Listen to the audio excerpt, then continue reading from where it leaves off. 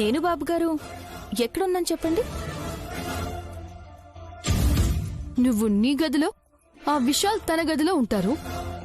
కాదమ్మాయి గారు, ఇద్దరం దగ్గర అవ్వడానికి ఒక్క అడుగు దూరంలో ఉన్నావంతే. ఇలా చూడండి, నా తల్లో బుట్ట మల్లెపూలు. నేను పెట్టుకోలేదమ్మాయి గారు,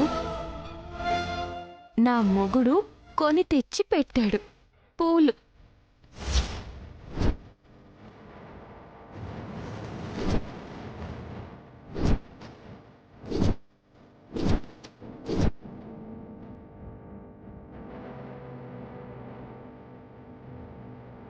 ఏం చేస్తున్నారు ఇక్కడ?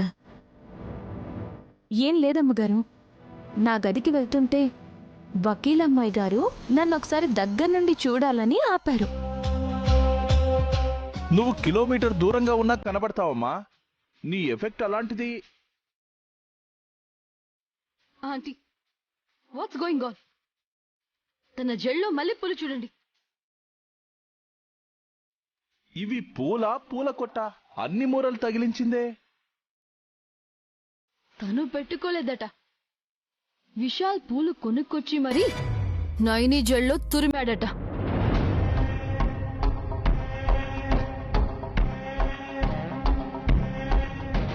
I see. I too see అక్క. అరమరికలు అపార్థాలు తొలగిపోయి అన్యోన్యంగా ఉన్నామనడానికి గుర్తుగా మల్లెపూలు తీసుకొచ్చాడన్నమాట నా కొడుకు. పూలరంగడు మూర తీసుకురాకుండా తట్టెడు పట్టుకొచ్చాడు. తట్టెడు కాదు, బుట్టెడు తెచ్చాడట. అదే లేవమ్మా, అన్ని తేవడం, నైని తల్లో పెట్టడం. ఆహా, రొమాంటిక్ సీన్ చూడకుండా మిస్ అయిపోయావు నైని. భార్యాభర్తలు ఏకాంతంగా ఉన్నప్పుడు అలా చూడకూడదయ్య గారు. ఓ తప్పే. బ్యాచిలర్ బాబుని కదమ్మా. ఇంటర్నెట్లో చూసే చిత్రాల కన్నా ఇంట్లో జరిగే చిత్ర విచిత్రాలు చూస్తేనే ఎక్కువ కిక్కుంటుంది అనిపించి అలా అనేసానులే. ఆహా, ఏమీ అనుకోకే. అయ్యగారు, ఒక్క మాట చెప్పాలనిపిస్తుంది. పర్మిషన్ గ్రాంటెడ్, చెప్పమ్మా. దేవుడు మనకి కళ్ళిచ్చింది ఎవరికైనా కలిగే కష్టాల్ని చూడ్డానికి, చూసి ఆదుకోవడానికి.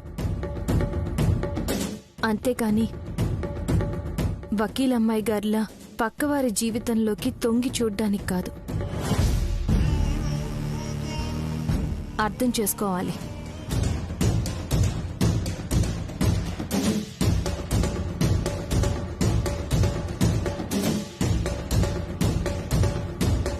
అక్క, జాస్మిన్ పేరు చెప్పింది కానీ నన్ను కూడా తిట్టినట్టు అనిపించింది. ఆ మాటల్లో పవర్ అనుకుంటా. ఏంటాంటీ అలా రెచ్చిపోతుందది? అయినా మీరు సైలెంట్ గా చూస్తూ ఉండిపోయారెందుకు? జాస్మిన్, రంగస్థలంలో వేషాలు వేసేవాళ్లు రంగు పూసుకొని స్టేజ్ మీదకొస్తారు. చాలా అందంగా ముచ్చటగా కనిపిస్తారు. అంత మాత్రాన వాళ్ళు పాత్రకు తగ్గట్టు దేవకన్యలు కారు. ఇక్కడి నయని కూడా అంతే. ఎంత అందంగా ఉన్నా తన పాత్ర అయిపోతే మొహం మీద రంగు లేకున్నా సరే తన రంగుల ప్రపంచం కరిగిపోయి వన్ ఫైన్ డే తిరిగి ముక్కంటిపురం వెళ్లాల్సిందే. అదెప్పుడొస్తుందాంటీ?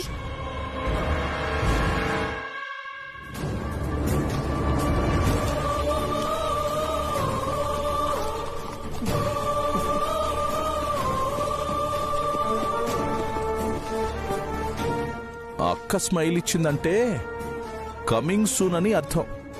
అర్థం చేసుకో.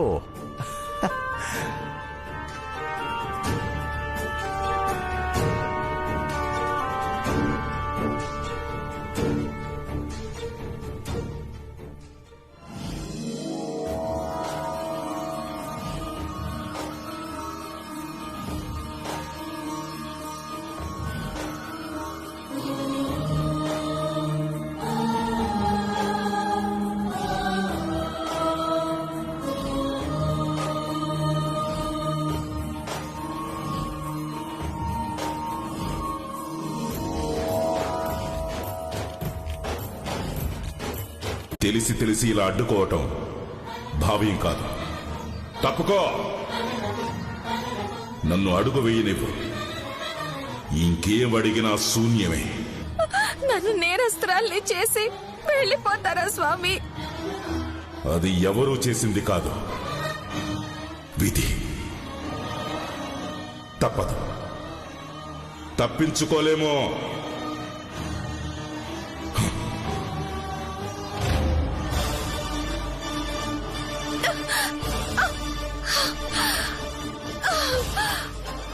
ఆగు తల్లి, ఆగు తల్లి, ఆగు తల్లి, ఆగు తల్లి, ఆగు తల్లి. నా భర్తకి సేవ చేస్తూ ఆయన్ని కాపాడుకుంటూ కాలం వెళ్ళతీస్తున్న నన్ను కాలాంతకురాల్ని చేస్తున్నా ఆ పరమశివుడు ముందే నా ప్రాణాన్ని తీసుకుంటాను. పుస్తల తాడు 100 ఏళ్లు పొడుగు పెరగకుండా చూస్తుందన్న ఆశతో వచ్చిన నన్ను దుర్మార్గరాల్ని చేస్తుంటే ఊరికే చూస్తూ ఉండిపోతున్నాను. ఆ పుస్తలమ్మ తల్లి ముందే నా ఉసురు తీసేసుకుంటాను, ఉసురు తీసేసుకుంటాను, ఉసురు తీసేసుకుంటాను. నా భర్తని హత్య చేసి పాపం మూటగట్టుకోవడం కన్నా నన్ను నేనే చంపేసుకుని సుమంగళిగా వెళ్ళిపోతాను, గళిగా వెళ్ళిపోతాను, గళిగా వెళ్ళిపోతాను.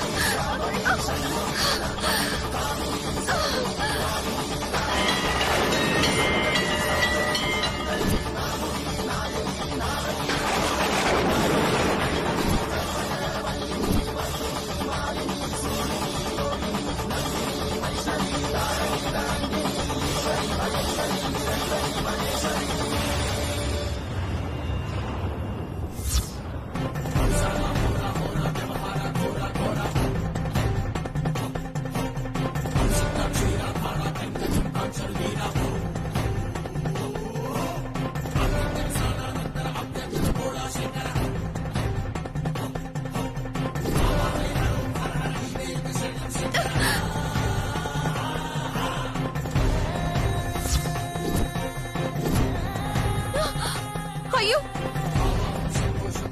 అయ్యో స్వామి, ఏంటిది? నా పాపాన్ని పెంచాలనే, ఈ పాపిష్టిదాన్ని బతుకుతో ఆడుకోవాలనే ఇలా చేస్తున్నారా? నన్ను రక్షించకుండా నాకు ఇంకో పరీక్ష పెడుతున్నారా?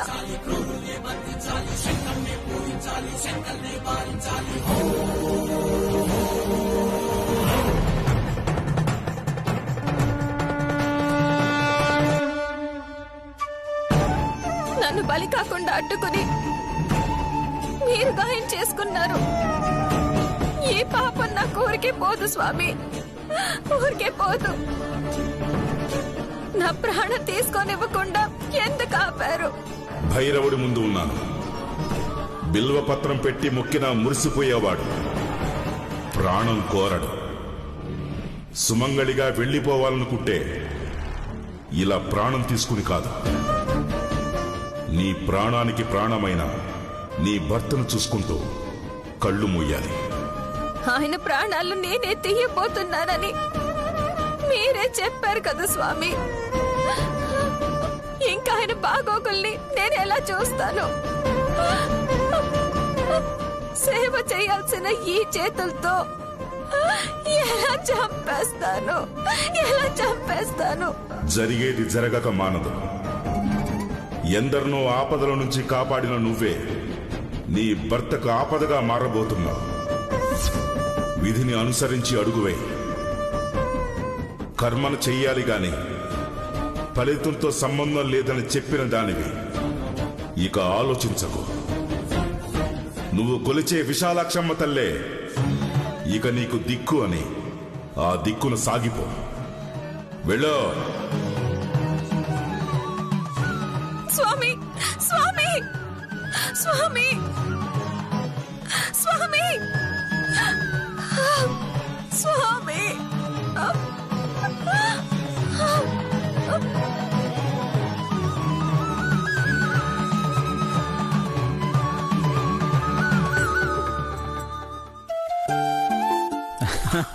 అయ్యగారు, మంచినీళ్ళు తీసుకోండి. Thank you Gangayya. ఏంటి గంగయ్య, కొత్త బట్టల్లో తళుక్కు తళుక్కుమంటున్నావు? ఈరోజు చిన్నతయ్య మీదే కలర్? బ్లూ హాసిని. వావ్, నీలి రంగు. నీలి నీలి ఆకాశం ఇద్దామనుకున్నా మబ్బులు నిన్నే. తిలతమత్తయ్య, మీ అసలు రంగు ఏంటో చూపించండి. అదే ఏ రంగు చీరో జనాలకి తెలియాలి కదా.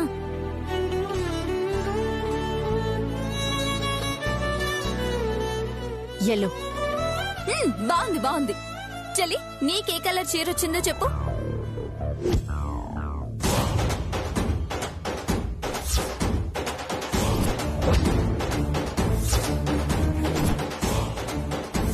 ఆ పుస్తెలమ్మ సాక్షిగా నీ మెళ్ళో పుస్తె కట్టిన వాడి ప్రాణాలను నువ్వే తీయబోతున్నావు. నువ్వు చూపించు.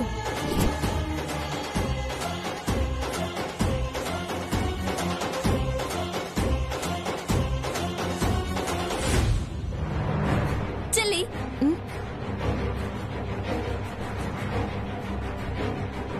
ఉండనీళ్ళండి అమ్మగారు, తర్వాత చూడొచ్చు. అందరూ చెప్పారు కదమ్మా, నువ్వు చెప్పడానికి ఏమైంది నైని? పర్వాలేదులే, అన్ని రంగులు నీకు నప్పుతాయి. చూపించు. చెల్లి ఇటివు. ఆలోచిస్తావేంటి? వెంటనే చూడాలి.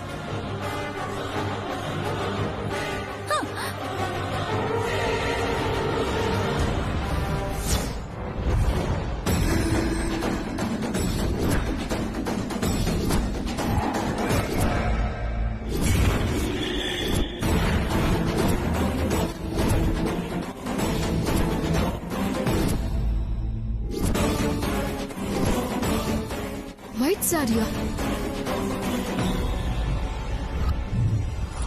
తెల్ల చీర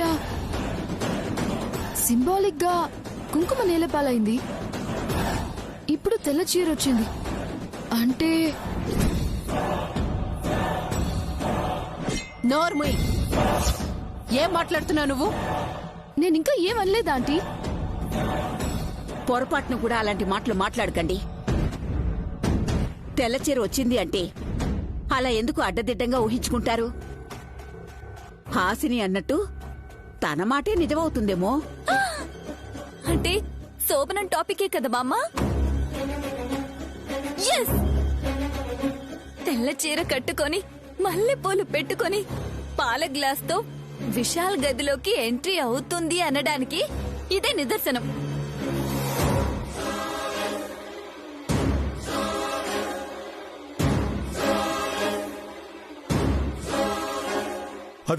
అదే అమ్మా, అలాగే జరగాలి. అది కాకపోతే ఇంకోలా జరగాలని ఎవరు కోరుకుంటారు బావగారు? నువ్వు నోరు మీరా. Okay cool relax.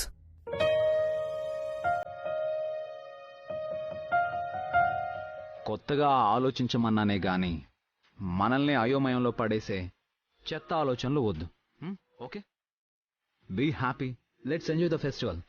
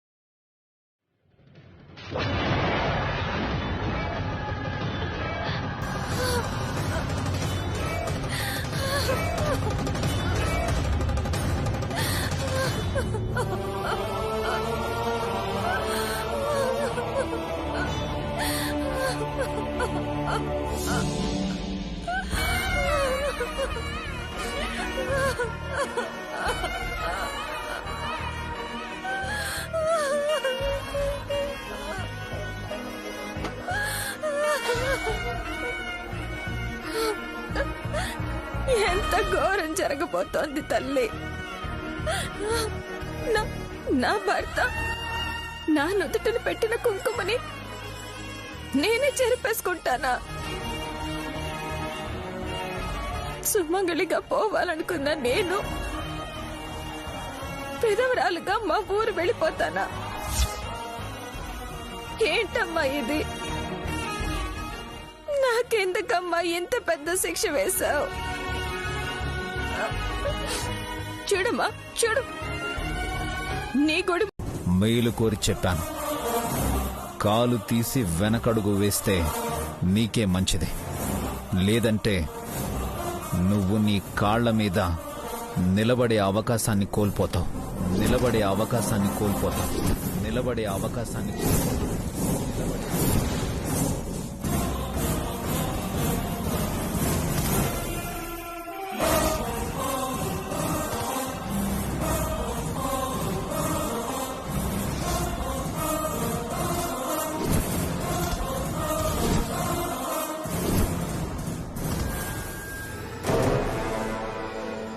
ఎదగవు అని కాదు, కాళ్ళు చేతులు తీసేస్తారు అని అర్థం.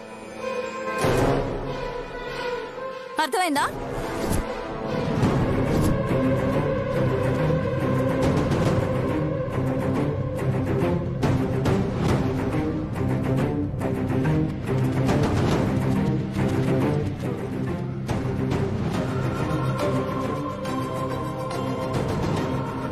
నైని, నిన్ను మేమందరం అభిమానిస్తున్నాం. నువ్వేం చేసినా మంచే చేస్తాం అనుకుంటాం. కానీ ఇలా ఎందుకు చేస్తున్నావో, సౌభాగ్యాన్ని వద్దని ఇలా ఏమీ లేని దానిలా ఎందుకు ఉండాలనుకుంటున్నావో అర్థం కావట్లేదమ్మా. నేను కుంకుమ సౌభాగ్యవతిగా ఉండాలనుకుంటున్నానమ్మగారు. నా భర్త కట్టిన తాళిబొట్టు, ఆయన నా నుదుటున పెట్టిన కుంకుమ బొట్టు, ఇవి చాలు నా జీవితానికి.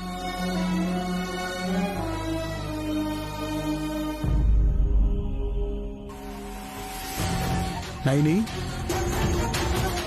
అయినా అవి తిరిగిచ్చేస్తే దుర్వినియోగం చేస్తారమ్మా. ఆ తాళాలు నీ దగ్గరే ఉండాలి.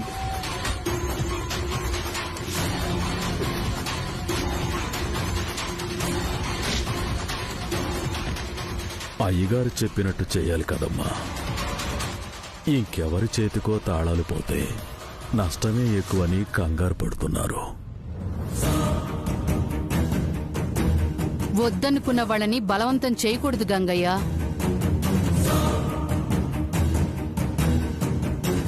అలాగని అర్హత లేని వాళ్ళు, అత్యాశ ఉన్నవాళ్ళు ఆ తాళాలు తీసుకోకూడదు కదా అమ్మగారు. నయని కాదు అంటే హాసినికే ఇవ్వాలి. కానీ తను తింగర్ది, ఇవ్వలేము. ఇక ఈ తాళాలు ఇంకెవరికో ఇచ్చి సూర్యదేవర వంశ ప్రతిష్టను నిలబెట్టమని చెప్పడం వల్ల ఉపయోగం లేదు.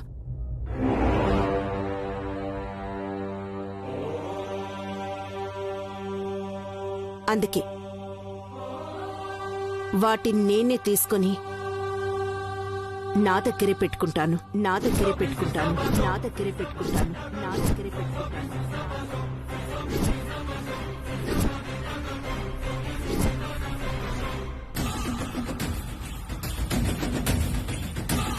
కాదనడానికి కారణం కూడా లేదు కదత్తయ్య.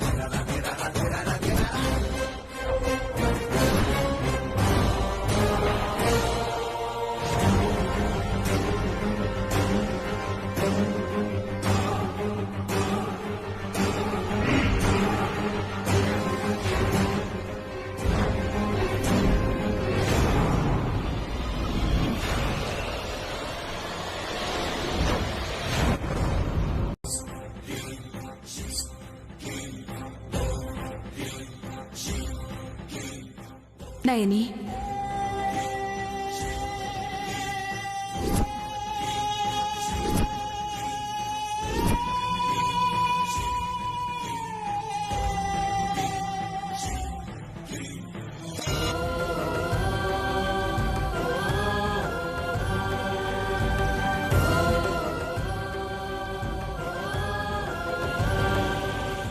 అమ్మగారు ఆబ్దికం అయ్యాక ఇప్పుడా మీరు రావడం? మీకు కూడా నేను లోకం అయిపోయాను కదమ్మా. నన్ను పూజ జరిగే చోటికి రానివ్వకుండా లక్ష్మణ రేఖ గీసి అడ్డుకున్నావు. విశాలాక్షమ్మ వారి పసుపు కుంకుమ రేఖలు కాలగర్భంలో కలిసిపోవడానికి కొంచెం సమయం పట్టింది. అందుకే ఇప్పుడు రాగలిగాను. నైని, మీరొచ్చి మంచి పని అయ్యింది. కానీ మీరు పని చేస్తే ఇంకా మంచిదవుతుంది అమ్మగారు. ఏం చెయ్యాలో చెప్పమ్మా. నన్ను చంపేయండి, చంపేయండి, చంపేయండి.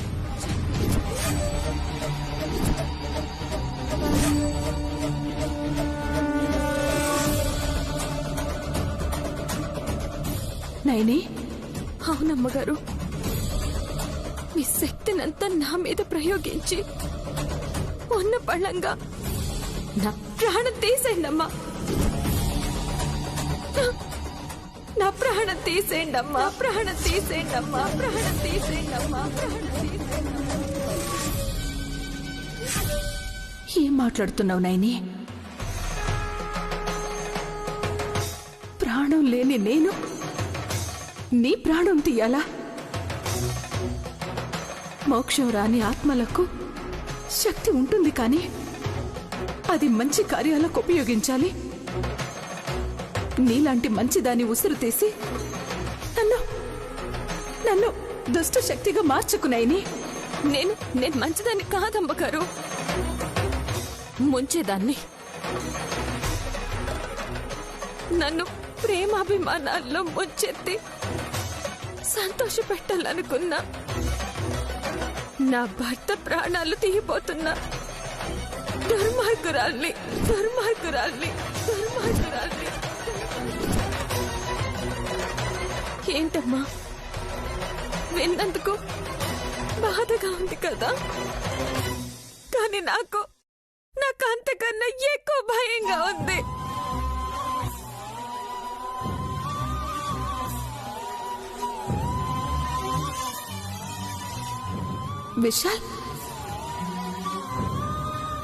విశాల్ ప్రాణాలు ఎందుకు తీస్తావు నాయని? నా కోడలేనా ఈ పని చేయబోయేది? నమ్మరు కదమ్మా. ముందు నేను కూడా నమ్మలేదు, కానీ బాబు గారికి నా వల్లే ప్రాణగండం ఉంది, రక్త తర్పణ జరగాల్సిందే అని పుస్తలమ్మ తల్లి సాక్షిగా స్వామివారు చెప్పారు, స్వామివారు చెప్పారు, స్వామివారు చెప్పారు.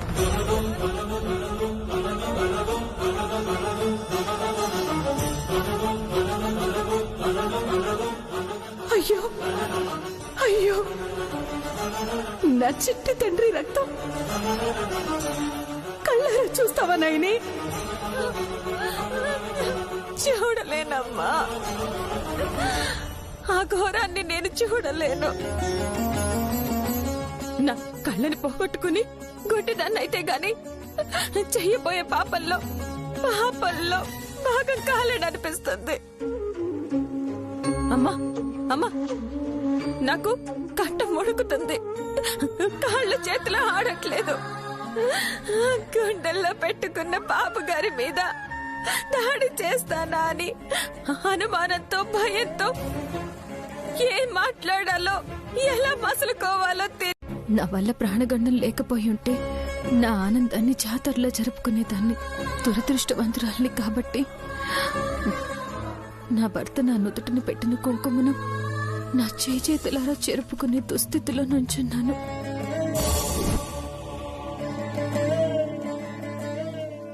ఈ విషయం తెలియని వీళ్ళందరి దృష్టిలో ఇప్పుడు నేను భక్తురాల్ని.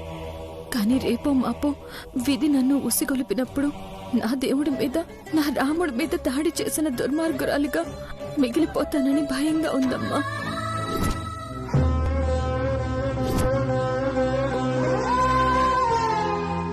నేను కాలాంతకురాల్ని కాకుండా ఉండాలని, వచ్చే ఉపద్రవం నుంచి నా భర్తను క్షేమంగా బయటపడేయాలని కోరుకుంటూ ఈ కళ్యాణం జరిపిస్తున్నాను. ప్రతి ఏడాది రాముల వారి చేత తాళి కట్టించుకుని అదృష్టవంతురాలు అమ్మ నువ్వు. అలాంటి భాగ్యం నాకు ఉండకపోయినా షష్ఠి పూర్తి రోజు బాబుగారు మళ్ళీ నాకు సూత్రాలు కట్టాలి. నా స్వార్థం వెనక పరమార్థాన్ని గ్రహించమ్మా, చాలు.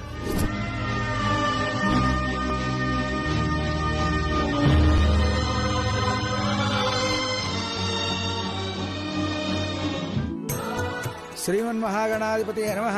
శ్రీరామ రామ రామేతి రమే రామే మనోరమే సహస్రనామ తత్తుల్యం రామనామ వరాననే. ఓం శ్రీరామ రామ రామేతి రమే రామే మనోరమే సహస్రనామ తత్తుల్యం రామనామ వరాననే. శ్రీరామనామ వరాన ఓం నమయే. ఈ శ్లోకాన్ని స్మరిస్తే విష్ణు సహస్రనామ పారాయణం, శివ సహస్రనామ ఫలితం కూడా లభిస్తుంది.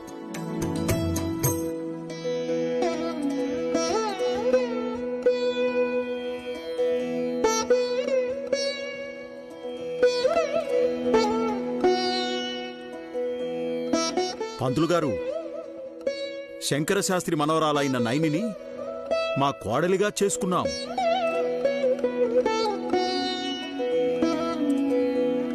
నా కొడుకునే రాముళ్లా భావిస్తోంది. ఎక్స్క్యూజ్ మీ అన్నయ్య, రామ్మ అని నువ్వు ఆవిడిగా నీ కోడల్ని చేసుకున్నావు కానీ ఈ విలేజ్ గర్ల్కి అసలు రామ అనే పదానికి అర్థం తెలుసా అని. పేరుకి ఇంకేం అర్థం ఉంటుంది వదినా? రామ అంటే రాముడేగా. నిగూఢార్థం ఉందా ఈగారు?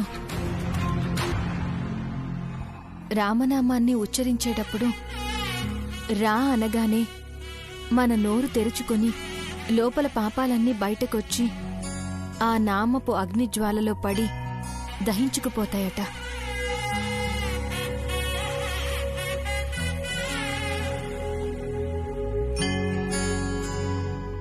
వావ్! మరి మా అనే అక్షరాన్ని ఉచ్చరిస్తే మన పెదాలు మూసుకుపోతాయి కాబట్టి బయట మనకి కనిపించే ఆ పాపాలు లోపలికి ప్రవేశించవట.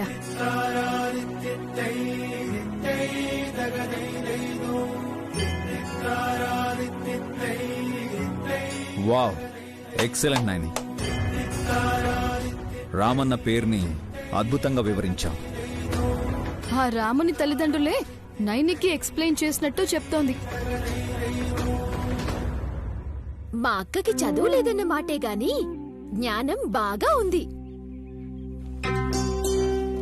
భక్తుంటే భావం తెలుసుకోగలుగుతారు. అందరం తెలుసుకోవాల్సిన విషయం ఏంటంటే రామాయణం అనేది కల్పించిన కథ కాదు, జరిగిన చరిత్ర. త్రేతాయుగంలో రాముల వారు వసంత ఋతువులో చైత్రశుద్ధ నవమి గురువారం రోజు పునర్వసు నక్షత్రం కర్కాటక లగ్నంలో సరిగ్గా అభిజిత్ ముహూర్తంలో అంటే మధ్యాహ్నం 12 గంటల సమయంలో జన్మించారు.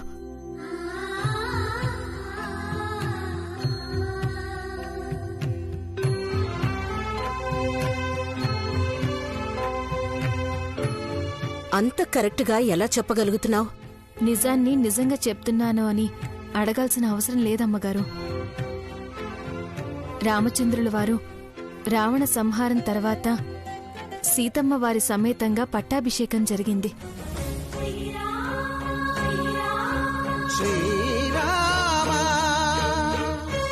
వారి కళ్యాణం కూడా చైత్రశుద్ధ నవమి నాడే చేశారు. ఏమీ తెలియదంటారు గాని నీకు చాలా తెలుసునాయని. మనుషుల గురించి తెలుసుకునే కొద్దీ పాపాలు బయటపడతాయి. దేవుళ్ల గురించి తెలుసుకునే కొద్దీ పుణ్యం పెరుగుతుంది.